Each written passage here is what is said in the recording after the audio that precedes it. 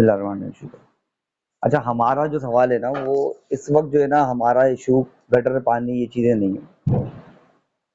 शहर कराची का थोड़ा मसला ये है कि हमारा कोई भी काम कहीं पर भी फंसे, तो वो जो सीट जिधर से वो काम होना है, वो बंदा वहां पे बैठा हुआ अकाउंटेबल नहीं है किसी भी कानून के तहत, क्योंकि जो मेरी आपकी आवाम की जो बुनियादी हुकूक हैं, उनकी आईनी शिकें हैं नामुकम्मल, और हम चाहते हैं वो आईनी शिकें मुकम्मल हो जाए, ताकि दौर किसी का भी आए, आप यहाँ मौजूद हो या ना हो, कोई भी बंदा किसी इदारे में चले जाए, ना सिर्फ वाटर सेवरेज बोर्ड, ना सिर्फ केएमसी, बल्कि एसबीसीए में या किसी में तालीम के अंदर किसी भी शोबे में, सेहत के शोबे में जाए, तो अगर कोई बंदा उसका काम ना करे तो वो बंदा अकाउंटेबल हो जाए। तो हम ये चाहते हैं कि इसमें एमकेएम बताए कि एमकेएम इसमें क्या करेगी, आवाम को उसके हकूक के तहफ़्फ़ुज़ के लिए एमकेएम क्या करेगी। अच्छा देखिए उमर भाई, बात यह है कि आपने सवाल थोड़ा सा और लंबा कर दिया कि उसमें आपने और सारे डिपार्टमेंट, स्कूल स्कूल सब ले लिए। इस वक्त जो बुनियादी मसला है ना, मैं आपको बताऊं, 2010 में कराची शहर जो है वो दुनिया के 12 तरक्की याफ्ता शहरों में शुमार होता था, तरक्की करने वाले शहरों में शुमार होता था। 3 दिन पहले ये शहर जो है दुनिया के 4 बदतरीन रहने की जगह के तौर पे शुमार होता था, और 3 दिन पहले जो ग्लैब का सर्वे, उसमें ये पहले नंबर पर है। 3 दिन पहले से ये पहले नंबर पर है ये शहर। तो हमारे लिए जो सबसे बुनियादी मसला है वो क्या है? वो ये है कि कोई भी जमात हो, कोई भी इस शहर में काम करने वाले लोग हों, लेकिन उनको जो है ना, वो जो कंटिन्यू होती है ना, हमारे जो प्रोसेस जो कंटिन्यू होता है वो नहीं होता, वो रुक जाता है। 2010 में क्या हुआ कि एक बल्दियाती गवर्नमेंट खत्म हुई, उसके बाद 2015 में इंतखाबात हुए, 5 साल एडमिनिस्ट्रेटर बैठा रहा। फिर 2020 में बल्दियाती निज़ाम खत्म हुआ, 3 साल एडमिनिस्ट्रेटर बैठा रहा। आज वही एडमिनिस्ट्रेटर जो है आपका वो भी है, मेयर भी है। तो हम क्या करते हैं, हम कहते हैं कि जी अब आगे हमने क्या प्लान किया हुआ है कि ऐसा क्या निज़ाम लाया जाए, ऐसा कौन सा काम किया जाए जिससे 3 चीज़ें हमने देखी 18वीं तरमीम के बाद, कि जब 18वीं तरमीम आई तो पहले ये कहा जाता था कि मजबूत सूबे मजबूत पाकिस्तान, लेकिन हमने देखा इस 15 साल में अवाम मजबूत नहीं हुई। सूबे मजबूत हुए होंगे लेकिन उन्हीं लोगों के लिए हुए जो रूल करते हैं, जो लोग जो है वो हम पे हुक्मरान हैं, वज़ीर आला जिसे बनना है, मिनिस्टर जिसे बनना है, वज़ीर आज़म जिसे बनना है, उन्हीं के लिए ये सूबे मजबूत हुए, अवाम के लिए नहीं हुए। इसमें एक शिक थी 140A, उसमें हमने वसाइल का भी लिखा, इख्तियारात का भी लिखा, सबका लिखा, लेकिन उसमें उसकी तशरीह नहीं थी, उसका फ़ायदा भी उन्हीं लोगों ने उठाया। हुआ क्या, 2 चीज़ें ऐसी हुई 18वीं तरमीम के बाद कि एक तो एनएफसी अवार्ड आता है, वो एनएफसी अवार्ड जाता है सूबे के वज़ीर आला के पास, वो पैसा जो उसके पास आता है वो टिकल डाउन नहीं हो रहा, नीचे नहीं आ रहा। पीएफसी अवार्ड मौजूद है लेकिन पीएफसी अवार्ड वो देता नहीं है।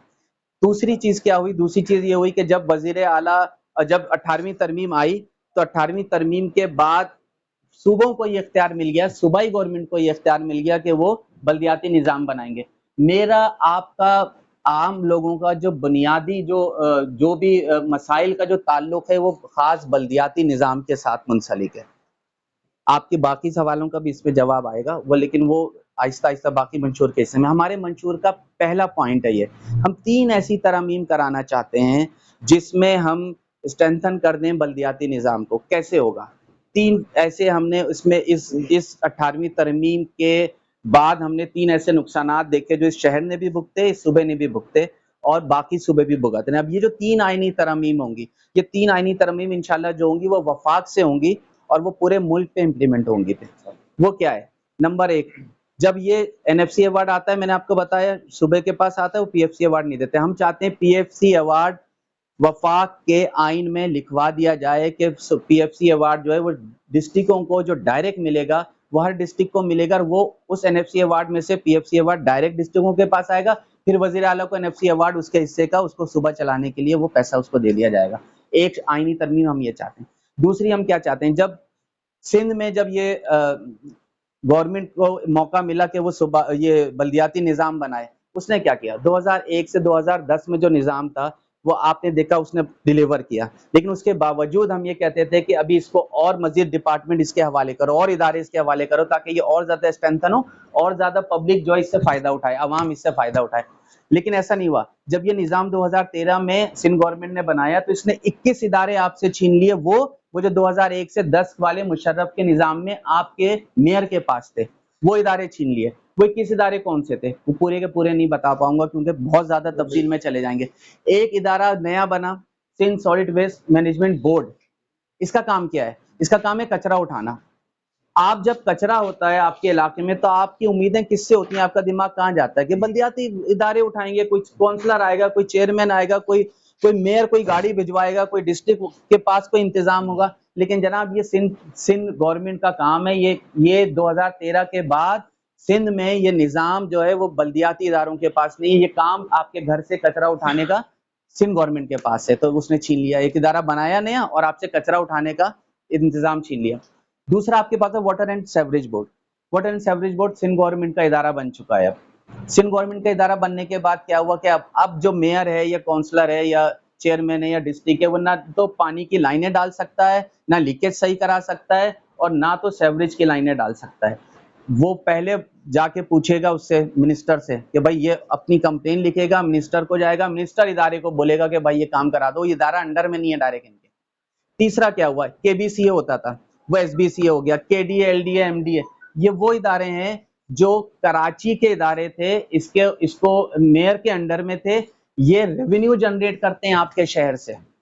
ये इदारे रेवेन्यू जनरेट करते हैं। आपको प्लॉट लेना है, आपको नक्शे पास कराने, आपको बिल्डिंग बनानी है, आप पैसे देते हैं, वो पैसे जाते थे मेयर के पास। मेयर का इख्तियार था कि वो ये पैसे किसी भी तरक्याती काम में लगा के आपको वापस लौटा दे। लेकिन अब ये सिंध गवर्नमेंट के इदारे हैं, ये चले गए पैसे सिंध के पास। जो एनएफसी अवार्ड आ रहा है वो तो आ रहा है, जो टैक्स का पैसा कराची से जा रहा है वो तो जा रहा है। ये इदारे भी छीन लिए गए और इसके पैसे भी उन्हीं के पास जा रहे हैं। फिर एक मास्टर प्लान था। ये मास्टर प्लान जो था ये कराची का मेयर डिसाइड करता था। मास्टर प्लान कराची का मेयर बनाता था, हैदराबाद का मेयर बनाता था। ये भी सिंध गवर्नमेंट ने ले लिया। दो नुकसानात इससे बड़े हुए हैं। एक तो ये कि पैसा चला गया, दूसरा क्या हुआ, जब वो एसबीसीए हो गया और वो सिंध गवर्नमेंट का इदारा हो गया, अब अपॉइंटमेंट होती है अंदरूने सिंध में, पोस्टिंग होती है यहाँ पे, क्योंकि वो सिंध गवर्नमेंट का इदारा है। पहले ये शहर के इदारे थे, अपॉइंटमेंट भी शहर के लोगों की होनी थी और पोस्टिंग भी शहर के लोगों की होनी थी। तो ये दूसरा नुकसान हुआ, एक पैसा चला गया, दूसरा आपके लोगों की नौकरियां अब यहाँ पे नहीं, पहले भी नहीं मिलती थी, उनको ये बहाना मिल गया इन इदारों के ऊपर कि ये इदारे जो हैं अब सिंध गवर्नमेंट के हैं। तो कहीं लाड़काना में, कहीं बदीन में, कहीं दादू में जो है इसका अपॉइंटमेंट होगा और पोस्टिंग कर दी जाएगी यहाँ पे। तो यहाँ के बच्चों को, किसी को भी, नौजवानों को जॉबें नहीं मिल रही हैं इन इदारों में।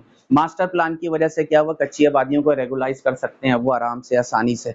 पहले उनको ये मुश्किलात थी, अब वो किसी भी कच्ची आबादी को आबाद करवाते हैं, उसके बाद रेगुलाइज कर देंगे। और आबाद करवाना आपको पता है उनके लिए कोई मुश्किल नहीं है। तो इस तरह के ये इदारे, अब हम क्या कहते हैं, हम कहते हैं कि आप वफाकी इदारे आइन में लिखे हुए कि ये वफाकी इदारे हैं, सूबाई इदारे आइन में लिखे हुए सूबाई इदारे। ना सूबाई इदारे वफाकी इदारे में इंटरफेयर कर सकते हैं, ना छीन सकते हैं।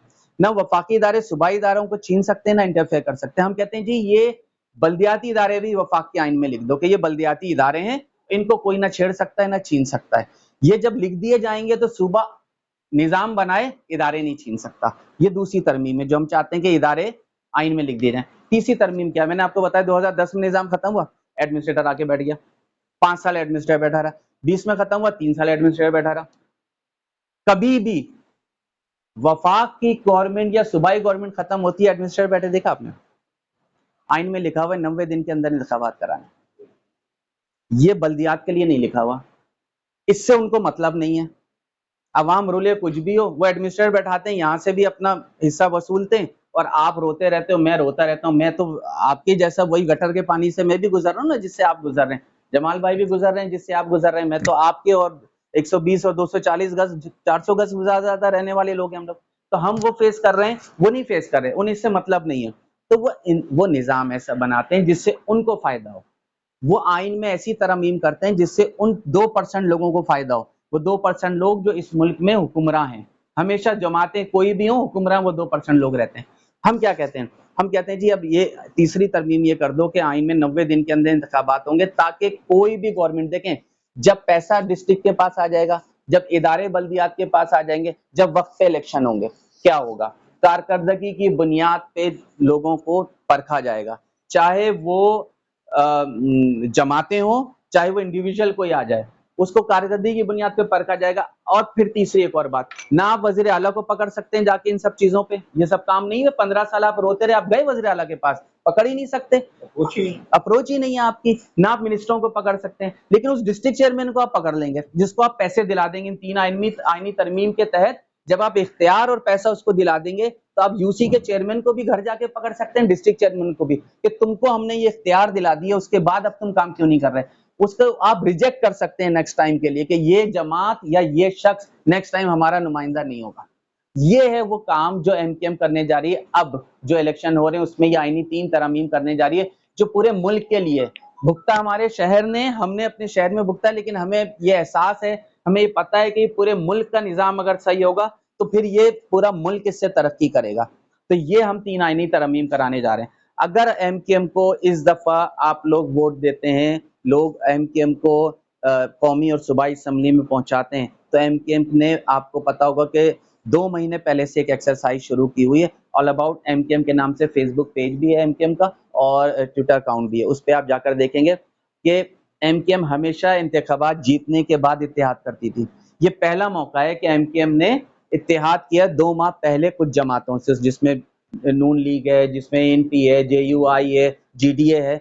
ये इत्तेहाद इन 3 पॉइंट पे किया, 3 आईनी तरमीम पे किया, उनको राजी किया, उनके साथ बात की। और हम ये चाहते हैं कि अगर आपको पता है कि गवर्नमेंट कोई 2/3 गवर्नमेंट मेजोरिटी से कोई एक पार्टी गवर्नमेंट बनाने नहीं जा रही, इत्तेहादी गवर्नमेंट बनेगी, तो हम एक ऐसा हिस्सा इस शहर से, हैदराबाद से और अपने शहरी इलाकों से जहां एमके मजबूत रही है वहां से हम ऐसा हिस्सा डालना चाहते हैं जहां जाके हम ये लेजिस्लेशन करा सकें।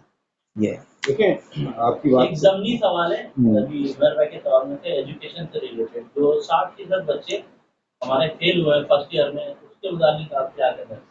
देखिए, सबसे पहले उसके लिए हमारे जाहिद मंसूरी भाई और खालिद सुल्तान भाई हमारे जो है राब्ता कमेटी के दोनों अरकान हैं। सबसे पहले अगर किसी जमात ने इसको रिस्पॉन्स किया है तो वो एमकेएम थी।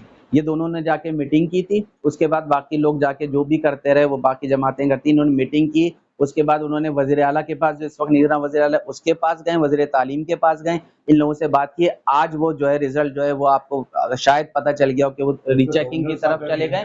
गवर्नर का भी इसमें बड़ा किरदार है और वो इंशाल्लाह, देखें ये सब चीज़ें क्या हैं इसको समझने की ज़रूरत है। 18वीं, फिर मैं आ रहा हूँ, 18वीं तरमीम के बाद आपके सूबे में उन जो है वो जागीरदारों बटेरों का कब्जा हो चुका है, जो कि ये जो मैंने आपको चंद इदारे गिनाए ना, ये पहले सिंध सेक्रेटेरिएट तो माजरत के साथ सिंधी सेक्रेटेरिएट बन चुका था, अब ये इदारों में भी आप वाटर बोर्ड में देखें और आप और उसमें देखें तो ये सब जो है ना, अब होता क्या है कि वहां से आ रहे हैं अपॉइंट होके लोग तमाम इदारों में, चाहे वो वफाकी इदारा हो इस सूबे में, चाहे वो सूबाई इदारा हो, अब चाहे वो लोकल गवर्नमेंट का इदारा हो, उसमें आ रहे हैं अब तमाम लोग अंदरूने सिंध से, और हम इसके ऊपर लड़ रहे हैं। अच्छा, फिर 40% जो कोटा था उस पे जाली डोमिसाइल बना के उस कोटे पे भी उन्होंने हमारे कब्जा किया, जिसपे हमने केस किया हुआ, एमकेएम ने केस किया हुआ हाई कोर्ट में कि जी जाली डोमिसाइल को मनसूख किया जाए और ये जॉबों को मनसूख किया जाए, और जॉबें रुकवाई हुई भी हैं इसके ऊपर। तो ये देखो, ये वही वाली बात है, एक एक करके आपके इदारे, आपके बच्चों की तालीम, आपसे सेहत का निजाम, हर चीज छीन के आपको महकूम बनाया जा रहा है। कोशिश ये की जा रही है कि इस दफा अगर किसी भी तरह पैसे के बलबूते पे, आरओ डीआरओ के बलबूते पे किसी तरह से यहाँ से वो सीटें हासिल कर लेते हैं, उनको वोट बैंक तो उनका नहीं है, वो अगर सीटें हासिल कर लेते हैं तो वो आपको अगले 10-15 साल फिर इतना महकूम कर देंगे कि फिर जो सिंध का हाल है, लाड़काना का और दादू बदीन का, वो कराची का बन चुका है, वो फिर वो आप उससे निकल नहीं पाएंगे, आपकी अगली नस्ल भी निकल नहीं पाएगी आपकी। तो ये वही तसलसल है, जिस जो आपका सवाल है ना, वही तसलसल है कि कब्जा हो रहा है आपके शहर पे, आज आपके शहर पे कब्जा हो रहा है, सिंधु देश बनाया जा रहा है। इस 18वीं तरमीम के निफाज के बाद सिंधु देश बनाया जा रहा है, जिसको रोकने में, जिसके लिए सबसे बड़ी रुकावट मुत्तहिदा कौमी मूवमेंट है, कोई और रुकावट नहीं है। अगर कभी इस सिंधु देश को रोकने वाली कोई जमात थी, इनको नकील डालने वाली, इस जमात को नकील डालने वाली कोई जमात थी, तो वो मुत्तहिदा कौमी मूवमेंट थी, आज भी वही है। ये आपको मैं रिस्पॉन्स कर रहा हूँ आपके सवाल का। ये एक इदारा नहीं है, आपने तो एक इदारा वो जो मीडिया पे आ गया वो देख लिया, कई इदारे हैं ऐसे। जाहिद भाई आप कुछ कह रहे थे। रैन भाई, मैं आपकी बात को बड़ी करता हूँ और मैं ये नहीं कह रहा हूँ कि जो आप कह रहे हैं वो गलत कह रहे हैं, बिल्कुल आप दुरुस्त कह रहे हैं, मगर मेरा एक मासूमाना सा सवाल ये है कि आप कह रहे हैं कि इस कानून को हम बदल देंगे। कानून को पार्लियामेंट में बदलने के लिए आपको सीटों की ज़रूरत है, ठीक है? इस वक़्त जो एक ओवरऑल रेशियो ये नज़र आ रहा है कि जो हुकूमत बनेगी वो मतलब लिमिटेड लोगों की हुकूमत बनेगी, मतलब मुख्तलिफ पार्टियों की चंद-चंद सीटों की बेस पे हुकूमत बनेगी। तो फ़र्ज़ कर लें जी आप इलाके के लोग हैं, मोहल्ले के लोग हैं, आप हमारे दोस्त हैं, आप हमारे भाई हैं, हम तमाम इलाके वाले आपको हम सब वोट दे भी देते हैं। तो आपके पास ऐसा कौन-सा जादू का चिराग है जो आप जो ये कानून बना देंगे? जब आपकी सीट ही इतनी नहीं होंगी तो आप किस तरह आप लोगों के मसाइल हल करेंगे? और किस तरह जो है ये कानून बना के जो इसके ऊपर इम्प्लीमेंटेशन करेंगे? मैंने अपनी पिछली गुफ्तगू में आपसे फरमाया कि एमकेएम ने पहली दफ़ा इलेक्शन जीतने से पहले इत्तेहाद किए हैं। और मैंने आपको ये भी अर्ज़ किया कि आप एमकेएम ऑल अबाउट एमकेएम पे जब जाएँगे तो वहाँ पे आप पिछले 2 महीने की एक्सरसाइज़ देखेंगे। सिर्फ़ इन 3 पॉइंट पे जो मैंने आपको तरमीम का कहा है, मुस्लिम लीग नून को राज़ी किया हुआ है, जीडीए को राज़ी किया हुआ है, जेयूआई को राज़ी किया हुआ है, एएनपी को राज़ी किया हुआ है। हम अपनी वो सीटें जो हमारी यहाँ से हम 18 पे खड़े हुए हैं, हमें 16 मिलती हैं, 18 मिलती हैं, हम मैक्सिमम सीटें लेना चाहते हैं। हम इसी तरह शहरी इलाकों से देखें, मैक्सिमम माज़ी सीटें में लेना भी चाहते हैं। आपने नून लीग के साथ जो है वो इलाक़ किया और हज़रत अली का फरमान है कि मोमिन एक सुराख़ से बार-बार नहीं डसा जाता। तो आप जब बार-बार उनसे धोखा खा चुके हैं तो फिर आख़िर क्या ऐसी वजूहात थी? क्या ये सीटों के लालच के लिए आपने किया या वाक़ई अवामी ख़िदमत थी? देखिए, मैं आपको बताऊँ, जब अभी इसका जवाब इस तरह देता हूँ, जब अभी पीडीएम की गवर्नमेंट आई थी ना, तो हमारे साथ एक कोऑर्डिनेशन नून लीग का बना था। मेरा जवाब थोड़ा-सा तफ़सीली होगा, जी, जी, प्लीज़, उसमें प्लीज़। कुछ मैं कहता हूँ कि चलो क्रिटिसाइज नहीं करना, हम कहते हैं काम तो करना चाहिए था ना, फुल फ्रेश थे, ये कहता है ना वो। अगर कुछ करते, कुछ डिलीवर करते, देखिए बड़े घराने के लोग थे। सर, जब Imran Khan Karachi chamber of commerce में है, मेरा ताल्लुक बिज़नेस कम्युनिटी से है और मैं एक बिज़नेस कम्युनिटी को रिप्रेज़ेंट करता हूँ। तो पहला पहला सवाल यही था कि आपके पास 30 एमपीए थे और 17 या 18 एमएनए थे। तो आपने शहर कराची के लिए क्या किया? तो उसने एक बात ये कही कि यार हमारे पास 18वीं तरमीम के मुताबिक जो है हम जो है वो सूबे के इख्तियारात को नहीं छेड़ सकते और वफाक जो है हमें इंटरफेयर करके हमें रोक देता है। तो बात ये कि जब हर मामले में वफाक ने, चाहे वो पीटीआई हो, चाहे वो एमक्यूएम हो या एक्स-वाई-ज़ेड कोई भी जमात हो, अगर वो रोक दे तो फिर वो कौन है? किस तरह चीज़ों को मैनेज करेंगे? कौन है? देखिए, अवाम को इससे कोई कंसर्न नहीं है। मैं आपको ऑनेस्टली बताऊँ कि कौन आ रहा है, कौन जा रहा है। अवाम को सिर्फ़ और सिर्फ़ ये कंसर्न है कि उनके अवामी मसाइल को कौन हल करेगा और किस तरह हल करेगा। तो यहाँ पे जो लोग आपके साथ बैठे हुए वो सिर्फ़ और सिर्फ़ इसलिए बैठे हैं कि आपके व्यूज़ को जानें। यकीनन आप हमारे भाई हैं, आप हमारे दोस्त हैं। खुदा न खास्ता हमारा हरगिज़ ये मकसद नहीं है, आप बेहतरीन लोग हैं, मैं ये कहता हूँ। मगर बात ये अवाम ये जानना चाहती है कि उनको एक ऐसा मुस्तनद जवाब दें कि जी बोलें, मुझे तो चाहिए तो जमाल भाई चाहिए, मुझे तो चाहिए रेहान भाई चाहिए। तो वो जवाब सुनने के लिए आपसे मुंतज़िर हैं हम। मैं अर्ज़ करूँ? मेरी बात कट गई थी। आपके जो सवाल हैं, इसमें मैं एक बात आपको पहले ऐड कर दूँ, जो आपने कहा जी, कि वो प्लीज़। कहते हैं जी सूबे की 18वीं तरमीम में इख्तियार किया वफाक कुछ नहीं करता। मुझे बताएँगे कि ये जो ग्रीन लाइन का प्रोजेक्ट है कब हुआ ये शुरू? ग्रीन लाइन का किसने शुरू किया है? प्रोजेक्ट जो है ये अगर ऑनेस्टली बात की जाए तो हाँ, 2015 में हुआ है और नून लीग ने शुरू जी, किया है। बिल्कुल। उस वक़्त 18वीं तरमीम आ चुकी थी। ठीक। देखिए, वफाक अगर काम करना चाहेगा तो मेगा प्रोजेक्ट वफाक यहाँ पे कर सकता है, लगा सकता है, ठीक है ना? तो वफाक के पास जो पैसे सूबे को दे रहा है, उस पैसे को भी रोक सकता है कि मैं तुम्हारे सूबे में इतने पैसे इस मकसद के लिए यहाँ यूज़ कर रहा हूँ, इसलिए ये काम मैं तुम्हारे सूबे में करा रहा हूँ, बाकी पैसा ये रहा तुम्हारे पास। वफाक सब कर सकता था, छोड़ दें, वफाक ने कुछ नहीं किया। मेरा एक और सवाल है, 14 एमएनए थे, जब सूबा काम नहीं कर रहा था तो हमारी रिक्वेस्ट पे 18 एमएनएस को फंड जारी किए गए थे वफाक से, जो पीडब्ल्यूडी के तहत आते हैं। वफाक से पैसे आते थे। कितने पैसे आए होंगे? 5 साल में कुछ भी नहीं तो 1.5-2 अरब रुपए आए होंगे एक एमएनए के पास। महीने के बाद आए। जी। मेरे साथ चलिए, 4 एमएनए एमकेएम के थे, मैं आपको वो इलाके दिखा देता हूँ। देखिए, उससे कराची बन नहीं सकता था, लेकिन वो आपको नजर आएगा कि उन्होंने अपने हिस्से का काम किया है।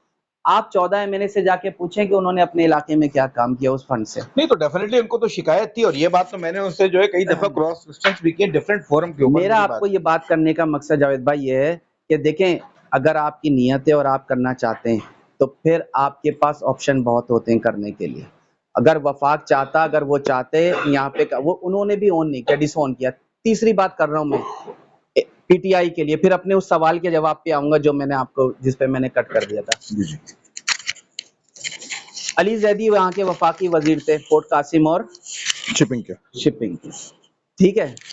वफाक की एक जॉब आती है, ये वफाकी इदारा है, एक जॉब आती है जिसमें वफाक के तमाम लोगों का कोटा होता है कि जी इन लोगों को जॉब दी जाएगी। उसमें वाज़ेह तौर पे लिखा हुआ होता है कि कराची के लोग ज़हमत ना करें। उस जॉब को 4 एमएनए कराची के, आपके 4 एमएनए ने वो इश्तिहार रुकवाया, वो जॉब नहीं होने दिया आपने। क्यों? कोई भी कराची का एमएनए एमपीए किसी भी जमात का होगा, वो अपनी पार्टी पॉलिसी को टो करेगा, वो आपके लिए काम नहीं करेगा। उसको मिनिस्टर रहना है, उसको अगर अपनी दोबारा सीट जीतनी है, वो अपनी पार्टी पॉलिसी को टो करेगा। उसकी पार्टी पॉलिसी थी कि अगर कराची को जॉब नहीं देनी, वो चू नहीं कर सकता था। पीडीएम की गवर्नमेंट आई, वही मिनिस्ट्री फैसल सब्जवारी को मिली। एक और बात बताऊं, बाबर गौरी के टाइम पे 900 लोगों को जो है जब जॉबें मिली थी, उनमें से 900 लोगों को निकाल दिया गया था। 2013 से हम उनका मुकदमा लड़ रहे थे। पीटीआई के वक्त में वो 900 लोगों को हम कोर्ट से केस जीत गए थे और हमने अली जैदी को कहा इन्हें रिस्टेट करवाओ। अली जैदी ने वो काम भी नहीं किया। फिर पीडीएम की गवर्नमेंट आई, वही मिनिस्ट्री हमारे फैसल सब्जवारी को मिली। 200 लोग हमने उसके ऊपर जो है इस शहर के भर्ती करवाए और 900 लोग जो केस जीते हुए थे उनको दोबारा से उन तनख्वाहों के साथ रिस्टेट करवाया। देखें, वो जो इस शहर का दर्द रखते हैं, वो जो इस शहर के लिए की जमात है, जो इस शहर से वोट लेती है, जो इस शहर को ओन करती है, वो आपका मसला हल करेगी। वो लोग जो इस शहर को ओन नहीं करते, वो लोग जो इस शहर के शहरियों से सिर्फ वोट लेने आते हैं, जिनको इसके सिर्फ टैक्स चाहिए, वो आपको ओन नहीं करेंगे। अच्छा, पीपल्स पार्टी के में भी तो अब जैसे कि आपने देखा कि सेंट्रल से बहुत सारे उर्दू स्पीकिंग के दोस्त खड़े हो रहे हैं, तो वो तो कहते हैं कि मैं भी ओन कर रहा हूँ।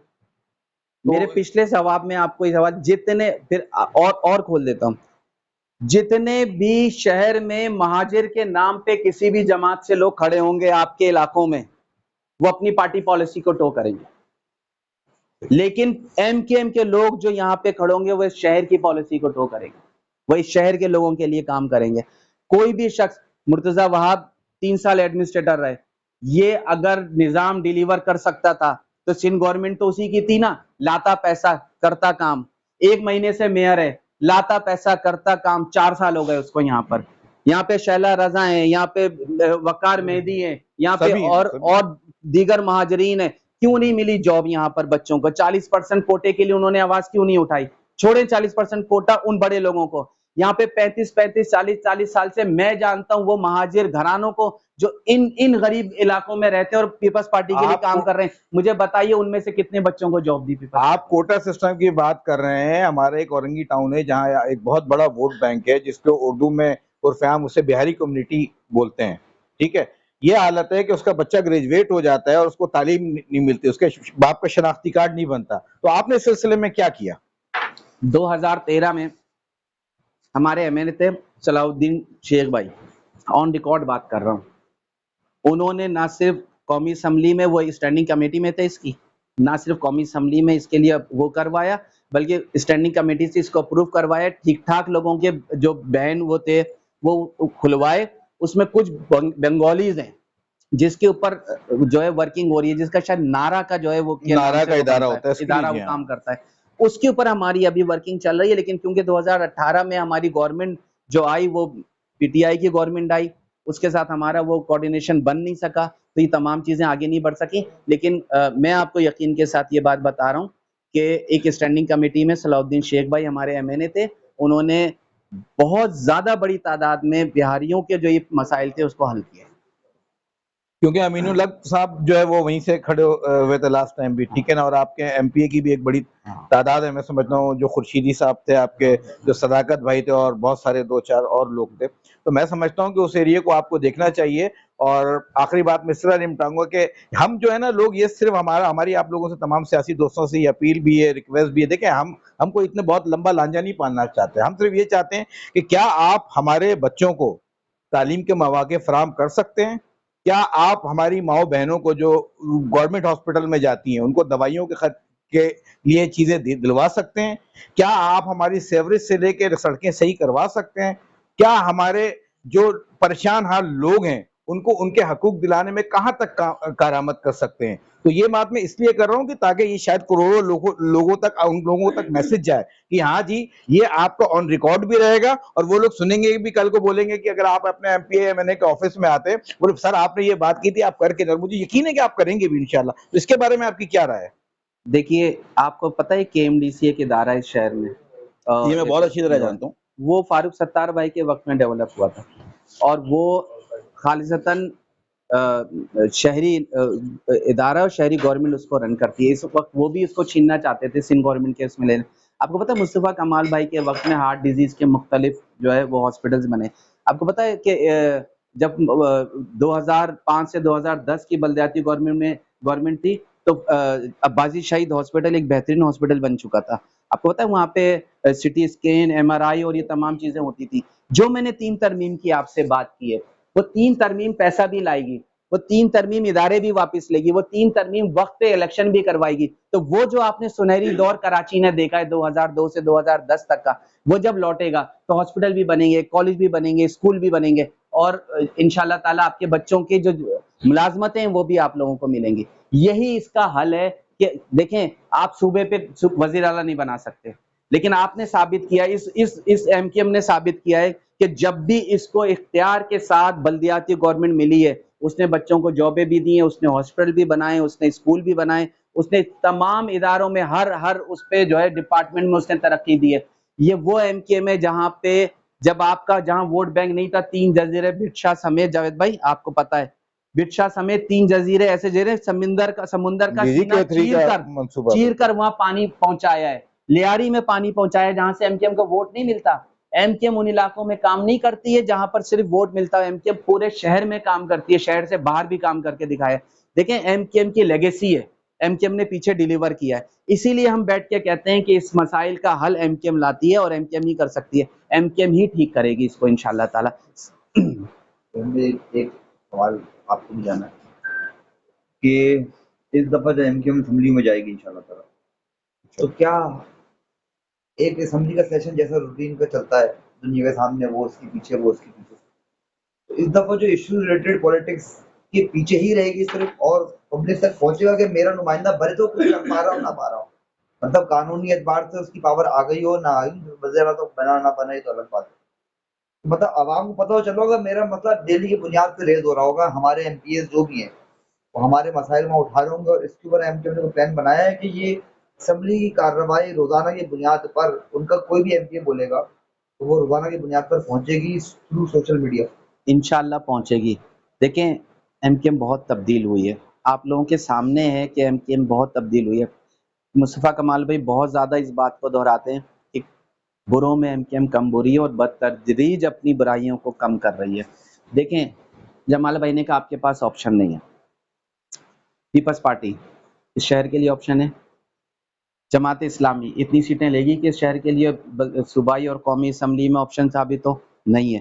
पीटीआई इस वक्त आज़ाद उम्मीदवार के साथ खड़ी है, उसको जरूरी है कि 15 दिन के अंदर जितने भी लोग जीते, पहले तो जीत नहीं सकते, इतने लोग जीतेंगे, उनको कोई ना कोई पार्टी ज्वाइन करनी है, उनके वो आपका ऑप्शन नहीं बचा, आपका ऑप्शन है एमकेएम मुत्तहिदा कौमी मूवमेंट, ठीक है।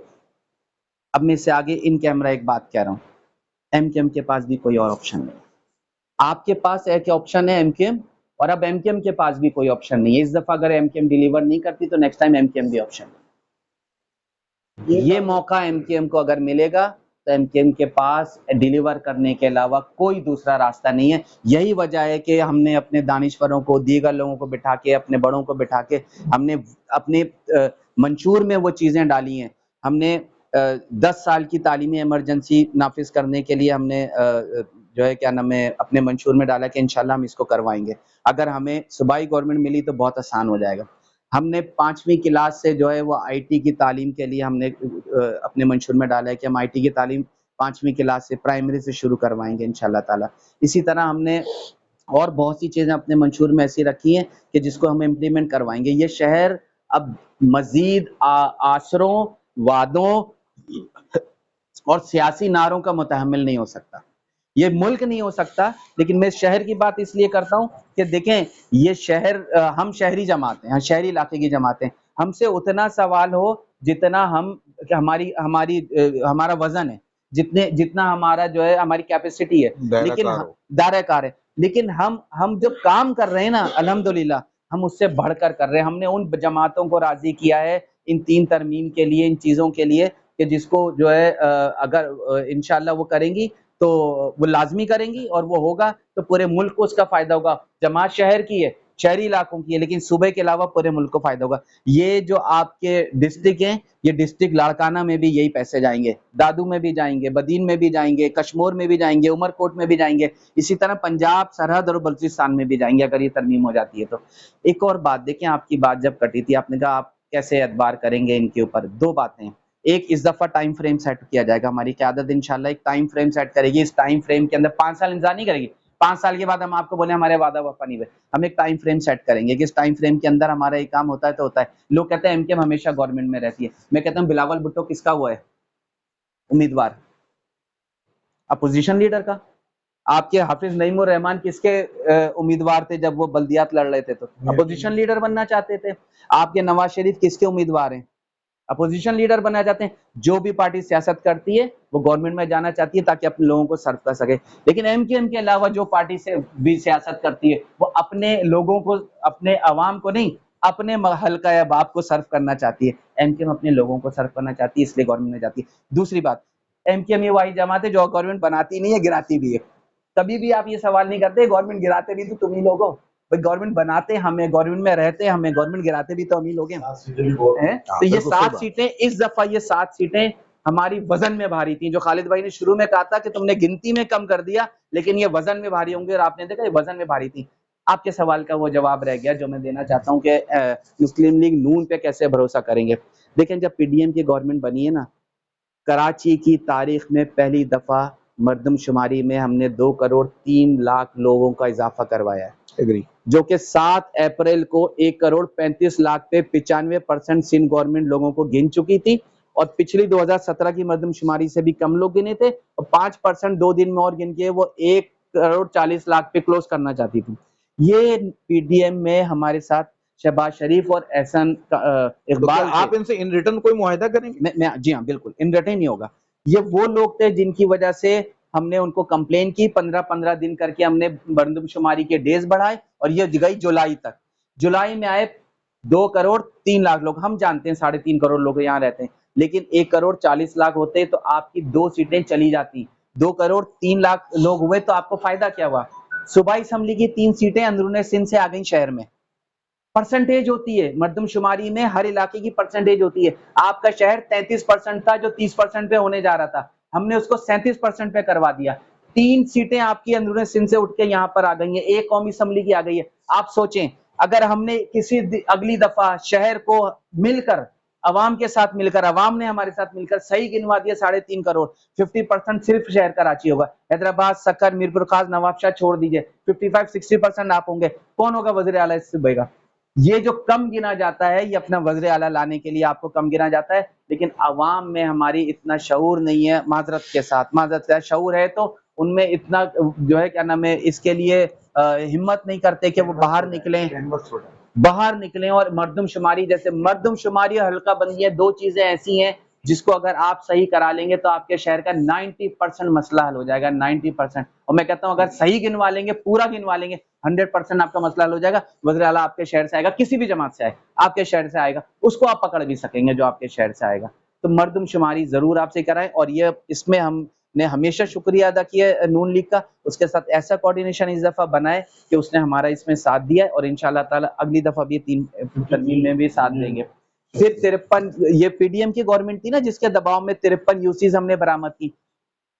जब 18वीं तरमीम के बाद इन्होंने निजाम बनाया तो 15,000 से 25,000 पे उन इलाकों की हल्का बंदियां की हैं जहां ये समझते हैं कि इनका वोट बैंक है, और 75,000 से 90,000 पॉपुलेशन पे उन्होंने वहां हल्का बंदियां की हैं जहां उन्हें पता उनका वोट बैंक नहीं है। आप देखें ना, ज्यादती 5 लाख रुपए आते थे, अब मुझे नहीं पता इस दफा वो बढ़े या उतने ही आ रहे, एक यूसी के। उनकी यूसी में 15,000 लोगों की पॉपुलेशन पे वो 5 लाख रुपए खर्च होंगे। आपकी यूसी में 75,000 लोगों की पॉपुलेशन पे वो 5 लाख खर्च होंगे। वो बोलेगा मेरे इलाके में काम हुआ है, आपके इलाके में आप बोलोगे मेरे मेयर ने, मेरे जो है चेयरमैन ने काम नहीं किया। ये है वो काम जो उन्होंने उतारा है, जो हम लोगों को नहीं, हमारे आम लोगों को नहीं पता। ये 53 यूसियां हमने बरामद करवाई। देखें, जब 98 लाख की आबादी थी तो 209 यूनियन काउंसिल थी इस शहर की। जब 1 करोड़ 60 लाख की आबादी हुई तो उन्होंने 246 यूसियां कर दी, सिर्फ 35-36 यूसियां बढ़ाई। अगर आप परसेंटेज देखें तो 70 लाख लोग बढ़े थे, तो 98 लाख लोगों पे 209 और मजीद 70 लाख बनने पे सिर्फ 35 यूसियां। तो हमारी ये कंप्लेन थी कि ये 350 यूसियां होनी चाहिए कम अज कम, लेकिन नहीं मान रहे थे। आखिर में हमने इस पे मनवा लिया। अगर ये 53 यूसियां हमारे, देखें बहुत अफसोस के साथ मुझे ये बात करनी पड़ती है कि 3 साल एडमिनिस्ट्रेटर बैठा रहा, किसी जमात को परेशानी नहीं थी, ठीक है, लेकिन जब हमने इसको मनवा लिया और हमने जमात इस्लामी और पीटीआई उस वक्त मौजूद थी, उसको कहा कि देखो 3 साल एडमिनिस्ट्रेटर बैठा रहा, 2 महीने और इंतजार कर लो, 53 यूसियां ऑन ग्राउंड आ जाएंगी। कहाँ आती? क्या 15,000 में से और लोग कम किए जाते? नहीं जी, ये 75,000 और 90,000 जहां इन्होंने गिने थे वहां पे यूसियां आती है, वहां पे पॉपुलेशन कम करके यूसियां आती, आपके इलाकों में आती। आपके इलाकों में जो इतने बड़े बड़े यूसियां बन गई हैं वो छोटी हो जाती। फायदा किसको होता? इस शहर के लोगों को होता। अगर वो 2 महीने के लिए और मान जाते और ये इलेक्शन बढ़ जाते, वो 53 यूसियां ऑन ग्राउंड आपके पास होती। लेकिन अभी क्या हुआ? अभी ऑन पेपर है। अब जब ये जो 2 करोड़ 3 लाख लोग गिने गए, अब सूबाई कौमी असम्बली की आपको जो है वो हल्का बंदियां हो गई हैं, अगली हल्का बंदियां होने जा रही हैं बल्दियाती, उसमें ये गिनी जाएंगी 299 से, 299 से। 1 करोड़ 60 लाख पे ये 299 यूसियां थी ऑन पेपर, अब 2 करोड़ 3 लाख पे ये आगे बढ़ेंगी, बाकी 40 लाख की। तो इस तरह से आपकी यूसियां जब अब ऑन ग्राउंड आएंगी तो वो इंशाल्लाह ताला बेहतर आएंगी। माशाल्लाह आपकी बड़ी बेबाक बातें हैं। और वो कहते हैं ना कि सरे महफिल जो कह दूं तो खटकता हूँ जमाने को, और रहूं जो चुप तो अंदर की बगावत मार देती है। तो बगावत तो आपने सारी निकाल दी, मगर अब मैं खाता हूँ जमाल भाई के ऊपर। जमाल भाई, आप काफी देर से लुकमा दे रहे हैं, तो थोड़ा आप भी तो बताएं ना कि आप अपना ये जो है यहाँ के हवाले से आप क्या करेंगे। नहीं, रेहान भाई तो है, यकीन आप भी है। रेहान भाई ने पूरा बैकग्राउंड एनडीए का पूरा ढांचा बता दिया। जी बिल्कुल, वो सारी चीजें उसी से मुंसलिक है ना। मैं तो सिर्फ ये कहना चाहूंगा, जैसे उमर उस्मानी भाई ने कहा कि मकसद है कि इतनी सारी चीजें एजुकेशन और तालीम और रोजगार के हवाले से, तो मैं ये कहता हूँ कि भाई बात ये है कि रोजगार के हवाले से, तालीम के हवाले से इन्होंने काम किया है। अच्छा, हमारे यहाँ क्या चक्कर है, अभी देखा ना बच्चों के फर्स्ट ईयर इंटर के जो एग्जाम हुए, हमें भी दुख हुआ है ना कि हमारे लोग ना मेडिकल में जा सके, ना जा सके, ना कराची में, तो वो तालीम खराब कर दिया। सारे जो चेयरमैन थे वो ज्यादातर अब होता है वहीं से आए हुए लड़काना पास है ना। हमारे बच्चे सीएससी एग्जाम में जाते हुए फील कर देते हैं, उर्दू स्पीकिंग तो पसंद नहीं है। मगर जहां तक आपने करप्शन की बात की, करप्शन एकदम नहीं खत्म होगा। जैसे आपने कहा इदारों में जहाँ में जाए तो हमारे बंदों का काम हो जाए, एजुकेशन हो, केएमडीसी, अच्छा अपना एसबीसी हो, के लिए जहाँ गए ना थोड़ा टाइम लगेगा इसके अंदर। एकदम निजाम हमारी 15-18 सीटें एकदम निजाम नहीं बदल सकती। अच्छा, 2 पार्टी हमारे लिए मौजूद, तीसरी पार्टी आउट होगी ना। अब आप लोग कहते हैं, मुस्तफा भाई ने कहा, खालिद भाई ने कहा, भाई हम डेस्क हो जाने के लिए अब नहीं आ रहे। हमारा ये है कि लोगों को डिलीवर करना है, डेस्क नहीं, शोर शराब में कुछ नहीं होगा। तो 2 पार्टियां हमारे पास ऑप्शन, यही मिलकर पार्टियां मकसद यही मिलकर हुकूमत बनाएंगी। नून लीग है, पीपल्स पार्टी, हमारा कोई ऑप्शन नहीं है।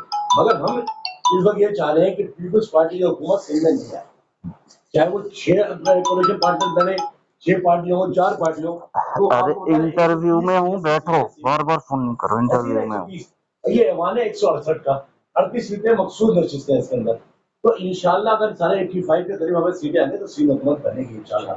और मसले मसाइल इतने आसानी से नहीं होंगे, ये हलक से निकालने पड़ेंगे, भागना पड़ेगा, भेजना पड़ेगा। हम इंतजार नहीं करेंगे इतना टाइम 5 साल का, ये हमारे पास लास्ट ऑप्शन है। कराची का अवाम जो हमें वोट देंगे 8 फरवरी को, जिसका इंतखाबी निशान पता नहीं, इंशाल्लाह उम्मीद रखें हम आपके दरमियान में लड़ेंगे। मैं एक यूथ से भी बात करना चाह रहा हूँ कि जो हमारी यूथ है ना, जो अभी मतलब मैट्रिक में है या इंटर में या 9वीं में, आप इलाके के अंदर उठा के देख रहे हैं कि हमारे 8वीं 7वीं क्लास के बच्चे सिगरेट पी रहे हैं। बिल्कुल, कभी हमने देखा, हम भी यार बड़े हुए, हमने भी माँ बाप, हमारे भी माँ बाप थे, तो कभी भी हम सिगरेट पीने के क्या बाहर रोड पे बैठने का इत्तेफाक नहीं कर सकते थे। 5 सिगरेट तो बहुत दूर की बात थी। तो हमारे बच्चे 8वीं पास के बच्चे, आप देखें स्कूल में, खोले के स्कूल है, सब छुट्टियां लगा रहे थे। सही बात। उनके माँ बाप से कहता हूँ, उनके रिश्तेदारों से कहता हूँ, ये बाप की जिम्मेदारी ज्यादा है, माँ को नहीं पता क्या हो रहा है, मगर बाप से कोई चीज छुपाई नहीं, जो चीज आ रही है। फिर हमारे बच्चे कराची के सारे होटल हमारे बच्चों ने आबाद किए हुए हैं।